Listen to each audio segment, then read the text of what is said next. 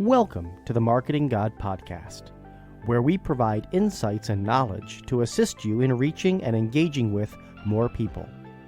Together, as we apply marketing insights to your good work, we hope to help more people know you, turn to you, and through you ultimately become loyal to God.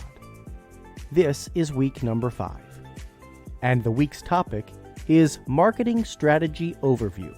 Today, our focus is No Loyalty Without Trial, and works with truth number 37 in the book Marketing God.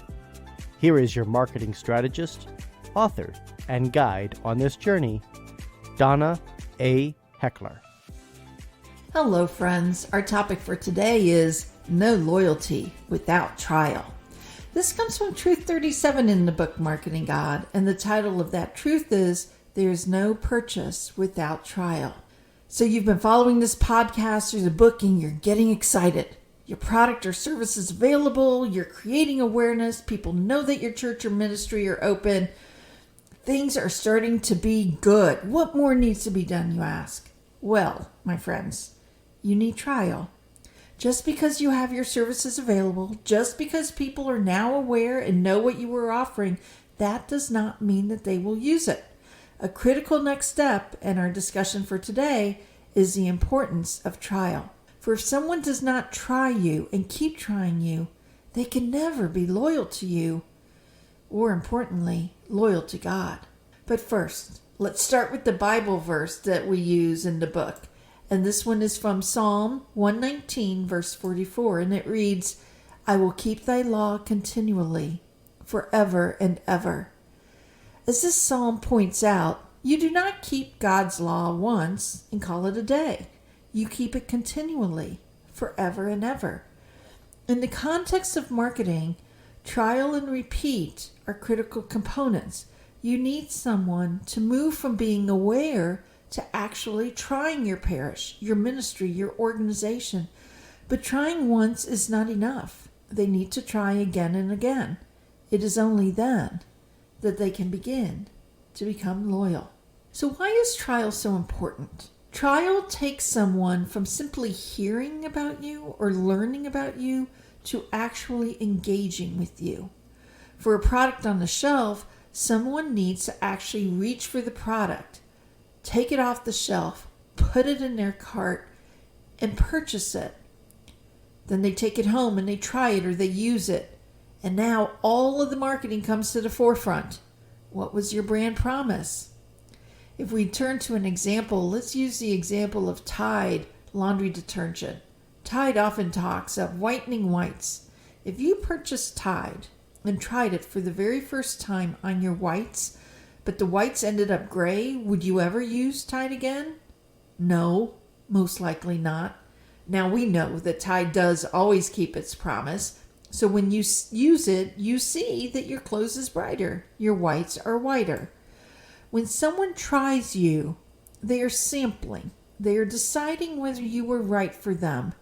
They are also determining if you are keeping your promise. We learned of your promise during your awareness building work. Now they are testing it. Is what you say true? It's easy to understand trial when we think about products. But what about parishes and ministries? Trial in our faith space is usually someone attending the parish or a ministry event for the very first time. Is their experience at Mass, a ministry meeting, or other event, is that consistent with what they expected? This is where the performance side of the brand comes in that we spoke about a few weeks ago. They are expecting something. Does the performance deliver on the promise? If so, they may try you again. If not, they might just walk away. Your goal when someone tries your parish, your ministry, your school the very first time is to get them to come back. People try and repeat. They must try and try and try again until they cannot imagine not coming to you, not using your ministry, not attending your parish. That is when they've become loyal. Loyalty is not one and done. It is something that is done over and over again with similar results. An easy example, and one that pops up for a lot of parishes as I speak with them, is that they want people to know that they are friendly, that they are a friendly parish. So if someone new shows up at Mass, so they know you're available, they're aware of you, and now they're trying you. They show up at Mass, but this time this person happens to sit next to the parish curmudgeon, who will not even acknowledge them at the handshake of peace. Will this new person think of the parish as friendly? No. Their trial suggests that the parish is not friendly, and they may not try again. In marketing, we often use promotional programs to stimulate trial. There may be an extra discount as an incentive to try, or a card punch you may have used. If you come enough times, you start to get something free or a special discount. That is all designed to encourage you to try and try again, to keep trying whatever the product or the service is. For parishes and ministries, some of the programs that we have are things like new member coffees or bring a friend to an event. Those are all designed to help stimulate trial with new people. Let's think about COVID again. As we have the past several days, even as we see that your parish, your ministry is available, that you're creating awareness and people know when you're available and that they can return. Even as we see the regulations lifted and more people able to attend, consider that you are still asking them to try you all over again. They knew what their parish or the ministry was like before COVID, before everything happened, but things have changed and they know that too. So in their minds, they are having to try you all over again. What is the same? What is different, they may ask? What rules are in place? All of these are things that will experience or influence the experience they have of your parish or your ministry.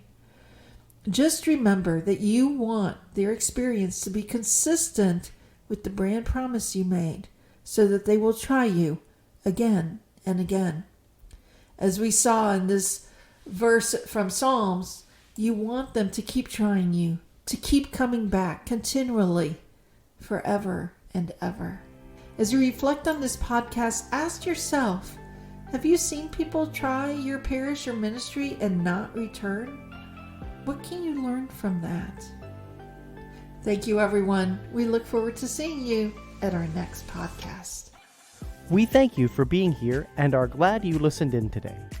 Please be sure to like, follow, and subscribe to the Marketing God Podcast. And don't forget to look for the worksheet for today's topic in the podcast link. Also, please let us know what you think by sending us comments.